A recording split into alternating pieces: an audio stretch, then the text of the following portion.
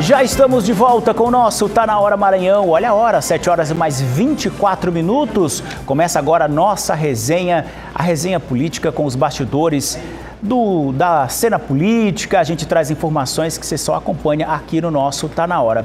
Com a participação dele, Ricardo Marques, que está aqui com a gente. Ricardo, boa noite para ti. Boa noite, Olavo. Boa noite a todos os nossos queridos e queridas telespectadores, ouvintes, internautas. É sexta-feira, né?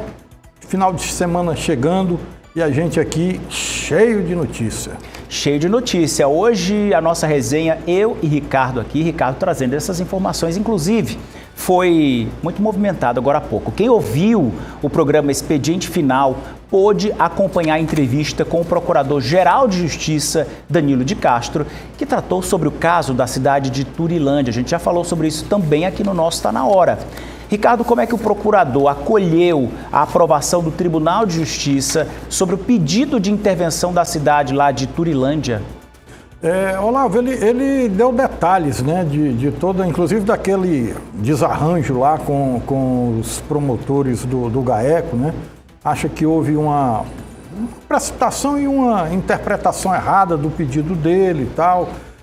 E o ponto que eu destaco como muito relevante da conversa dele é quando ele explica para a gente o próximo passo, né? O que vem a seguir, já que hoje o Tribunal de Justiça acatou o pedido de intervenção feito pelo próprio Ministério Público.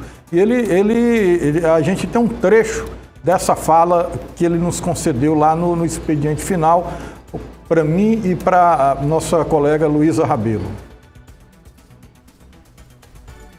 O Tribunal de Justiça aprovou hoje, inclusive por unanimidade, né, a representação apresentada também pelo Ministério Público, que acatou aí a intervenção, né?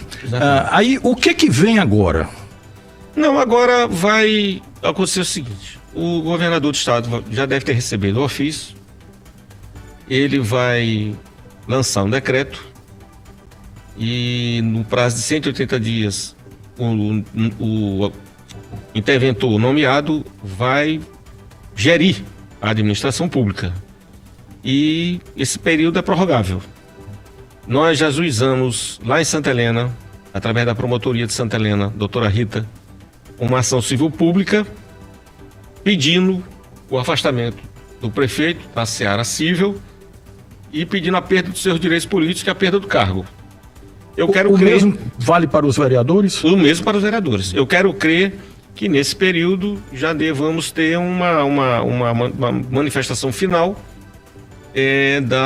da situação político-administrativa desses envolvidos. Aí, Olavo, agora é esperar o nome desse interventor, né? Quem será o interventor que o governador vai apresentar? Eu conversei hoje com figuras lá do governo e eles me disseram o seguinte: o interventor ainda não foi definido, né? Mas essas fontes garantem que possivelmente será um advogado. Por quê? Porque vai precisar revisar contratos, né? Organizar as finanças, tudo isso para que se possa garantir os chamados serviços essenciais, né? O município de Turilândia, impactado por esse vendaval, esse tsunami, não poderia ser diferente, né? Ficou totalmente paralisado, né? Você teve lá o executivo e o legislativo, todo ele envolvido, né? Inclusive com a primeira-dama, familiares do prefeito, figuras da gestão anterior, município paralisado, um caos. Já era esperado que o Tribunal de Justiça acolhesse, né, acatasse esse pedido de intervenção. Por unanimidade, né? Por unanimidade. Nós até comentávamos aqui, né? Porque, bom, se não é uma intervenção, como fica o município, né? E aí o tribunal, muito prontamente, a gente precisa reconhecer isso, né? E de forma unânime, todos os desembargadores votaram favorável à intervenção. Agora tem esse prazo aí de 180 dias, né? O decreto do governador vai indicar o interventor e a expectativa é em torno desse nome, né? A gente espera que seja resolvido logo, até para que em eventuais cassações, tanto do prefeito, da vice e dos vereadores, para que se tenha logo uma eleição, né? Uma eleição seja realizada e eleitos novo prefeito, a nova Câmara Municipal, para que o município de Turilândia, nós exibimos outro dia imagens aqui, foi uma surpresa, eu não conheço Turilândia, mas eu gostei muito da cidade, né? Uma cidade bonita, tem uma orla lá muito, muito bacana, quer dizer, a cidade precisa retomar a vida dela, né? Uhum. Uma coisa que eu percebi agora há pouco, Ricardo, a gente colocou aqui a reportagem sobre essa decisão da Justiça e aí falou o procurador-geral, também falou o procurador do município. Ele disse que o município vai recorrer, que não há necessidade de dessa intervenção, já que o município as coisas estão acontecendo, os serviços essenciais, ou seja, vamos falar aqui de forma técnica e também de política, né? Forma política e forma técnica. O município, com uma pessoa que está, como você falou, está à frente da gestão, que está com a tornozeleira, é presidente da Câmara, mas também está ali na mesma situação. É um pouco... a pessoa tem que recorrer também, mas, espera lá, a intervenção é fundamental nesse momento, né, Ricardo? Com todo respeito, né? O procurador é um colega advogado, mas assim, procurador não é para estar defendendo o grupo político. Procurador é para defender o ente municipal, né? O município. E, pera ainda, nós temos aí um escândalo que envolveu o executivo, o legislativo. Quem é que em sã consciência, eu pergunto para você aí, amigo e amiga telespectador, você teria coragem hoje de fornecer algo para a Prefeitura de Turilândia com essa instabilidade institucional que foi gerada por conta dessa onda de corrupção? Claro, tudo ainda está no campo da ação penal, né? Serão geradas ações, pedidos de cassação, como o Procurador-Geral da Justiça falou, de prefeito, vice, vereadores, vai ter a esfera civil, reparação do dano, são 56 milhões de reais, de acordo com as investigações do GAECO, e terão aí os processos da Justiça Eleitoral, o pedido de cassações. Quem é que, em sã consciência, sente segurança jurídica de fornecer um bem ou um serviço para a Prefeitura de Turilândia nessa situação? Essa é um direito que se tem, né? De recorrer, mas essa decisão do Tribunal de Justiça, a meu ver, não havia outra que não acolher o pedido de intervenção. E tão acertada foi que foi por unanimidade, né? Acatada ali no plenário. Ou seja, não dá para o município continuar dessa forma, gerando tanta instabilidade e também com repercussão tão negativa, né, para o município. 180 dias, portanto, dessa intervenção. A gente fica na expectativa de saber quem será esse interventor, Ricardo. Deixa eu falar aqui, mandar um alô para quem está acompanhando a gente. Falando aqui, citando o nosso trabalho, muito obrigado. E também a Fabiane Herênio, diz que ela é muito boa, realmente uma repórter excepcional.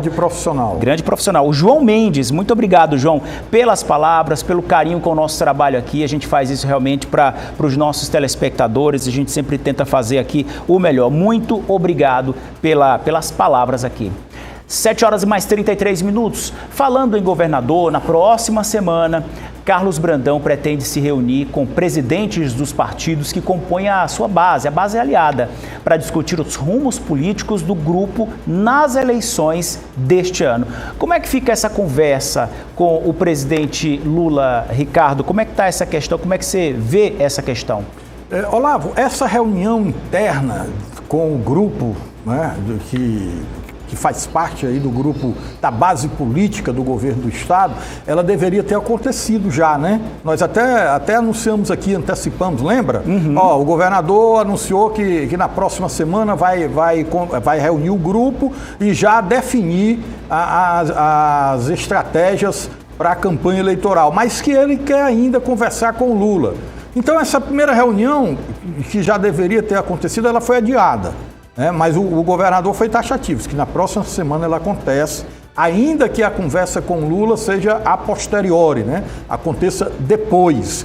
Mas é fato que ele vai apresentar o quadro que ele tem no imaginário dele para a campanha eleitoral. Eu conversando com um figurão de Brasília, ele disse, olha, Ricardo, ele vai apresentar algumas hipotéticas chapas majoritárias, né? Em todas elas estão o Orleans Brandão para o governo e o Everton Rocha para o Senado. A segunda vaga, a gente sempre precisa lembrar que são 2 vagas para o Senado, a segunda vaga é que está aí numa mexida. E o governador pode apresentar, sugerir ao próprio Lula o nome da deputada federal, da ex-governadora Rosiana Sarney. Eu até questionei. Mas vem cá, mas a Rosiana não está aí no tratamento muito sério contra um câncer de mama?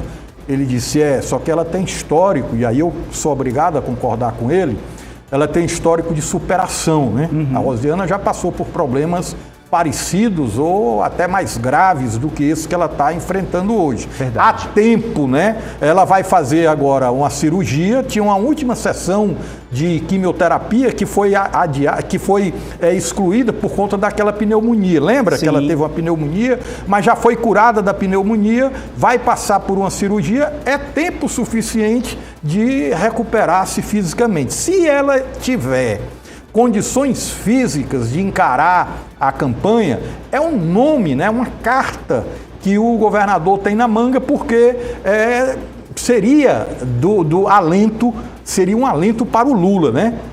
Certamente teria o aval do Lula. A Rosiana foi líder do governo do Lula, lá no segundo mandato do Lula, lá no Senado, a Rosiana foi líder. E é filha do ex-presidente Sarney, que mantém uma relação recíproca, né, de muito respeito. O Sarney costuma ser ali uma espécie de conselheiro do Lula naqueles momentos mais tumultuados, né, da República. E a deputada hoje, ex-governadora, inclusive foi citada na última pesquisa e o levantamento que de forma espontânea apareceu ali o nome dela, né, Ricardo? É isso que leva à colocação do nome da Rosiana, a despeito da condição de saúde, né?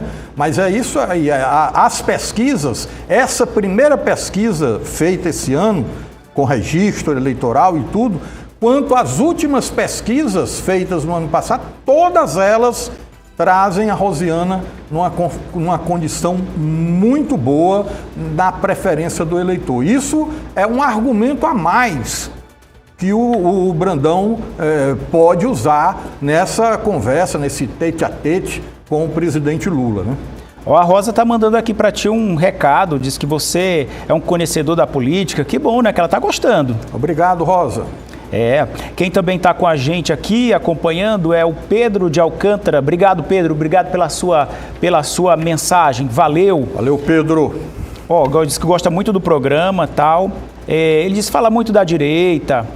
Está aí falando sobre essa questão de direita e esquerda. A gente fala sempre de todos os lados, viu, Antônio? Cadê? É o Pedro, aliás, Pedro de Alcântara. A gente fala de todos os lados aqui. Aí a informação que vem de um lado, vem de outro, direita, esquerda. A gente está sempre pontuando aqui, inclusive com opiniões diversas aqui dos nossos, tanto do Adalberto Melo, como também do Ricardo. A gente está pontuando aqui vários aspectos. Deixa eu só explicar para o Pedro. Quando eu digo que seria ruim para o Lula a direita fazer um senador aqui no Maranhão, é porque o Nordeste é um reduto eleitoral do lulismo. Se nós estivéssemos no Paraná, Pedro, eu diria o inverso. Eu diria que a esquerda fazer um senador lá no Paraná, em Santa Catarina, seria uma derrota para a direita. No caso, hoje, o pré-candidato que está colocado aí pela direita é o Flávio Bolsonaro. Até falei ontem aqui que é um bom nome, um nome que não é radical como os irmãos, que se relaciona com todo mundo. Tem até um amigo petista que quase me jogou pedra porque eu falei isso ontem. Rapaz, tem reações diversas. Inclusive, uma pessoa também se manifestou em relação a isso. A Ricardo está falando aqui que tem essas conjunturas políticas que muitas vezes os telespectadores eles ficam questionando a questão de direita ou esquerda, mas são os bastidores que a gente vai trazendo aqui para falar, e você aí do outro lado faz o seu julgamento, né? O Pedro é de lá de Alcântara, Pedro de Alcântara, lá de Imperatriz, participou aqui com a gente. Muito obrigado, viu, pela sua participação. O prefeito de São Luís, minha gente, Eduardo Braide, criou 2 novas subprefeituras aqui na capital. O detalhe são as localidades. As áreas escolhidas foram Itaquibacanga e Cidade Operária, 2 grandes áreas da capital e de grande estratégia, se pensarmos aí no período eleitoral também, Ricardo. O Braide é um cara extremamente estratégico, né? Esses órgãos, de acordo com o que a gente conseguiu apurar, eles vão funcionar na estrutura da Secretaria de Governo, a Segov, né? E terão por objetivo, diz a justificativa da criação dos órgãos, realizar a gestão e controle dos assuntos municipais em nível local. Bom, essa demora do Eduardo Braide em se definir se é candidato, se não é, isso está meio que corroendo aquela gordura eleitoral que ele formou lá atrás, né? A gente vê pelas pesquisas, né, já há um empate técnico em algumas situações. O Orleans aparece ainda empatado tecnicamente, mas já meio que superando o Eduardo Braide. Agora há pouco, lá no expediente final, na Difusora News, eu estava com a Luísa Rabelo, e um ouvinte disse assim, eu estou vendo que o Braide não vai mesmo ser candidato. Quer dizer, isso já começa a refletir, inclusive, no eleitorado do próprio Braide, né?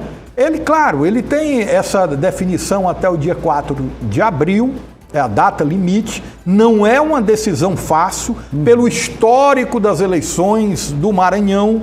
Nós tivemos aqui, eu sempre cito, o grande Jackson Lago, o saudoso Jackson Lago, que foi o maior líder político da história recente de São Luís, que só conseguiu vencer a eleição para governador quando teve o apoio do Palácio dos Leões, né? Quando o Zé Reinaldo ficou até o final, rompeu com a família Sarney e bancou, né, a candidatura do Jackson Lago e do Edson Vidigal, né? Ele bancou 2 candidaturas ao governo. Deu Jackson Lago, foi uma estratégia pensada pelo Zé Reinaldo. E o Braide, ele leva tudo isso em conta.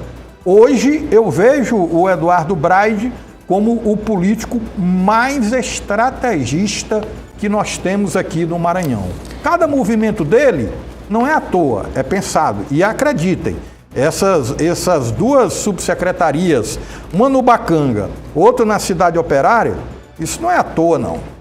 E a gente vê também movimentos nas redes sociais que ele é muito ligado, né, nessas estratégias, o que vem do povo por meio da rede social para meio que afinar também as decisões e essas questões. Vamos falar aqui os nomes dos subprefeitos que foram escolhidos, Ricardo. Para a Cidade Operária foi o Tiago Martins, austríaco, que estava também na condição de suplente de vereador aqui na última eleição na capital São Luís. Estava tá no vídeo aí, ó, para acompanhar. Ele estava na Secretaria Municipal de Governo. Você tem o nome do outro aí, Ricardo? O outro aqui tem o Tiago Martins, austríaco, né? O outro é o Célio Alves Paiva. Isso. Célio Alex Alves Paiva, né? Tá, assim como o Tiago, o Célio também era lotado na Secretaria Municipal de Governo, na mesma Segov. Eu não entendi muito essa coisa. Era assessor técnico parlamentar. Deve melhorar o cascalho dos caras, né? Olha só. Eita, Ricardo, assim a gente encerra a nossa resenha de hoje.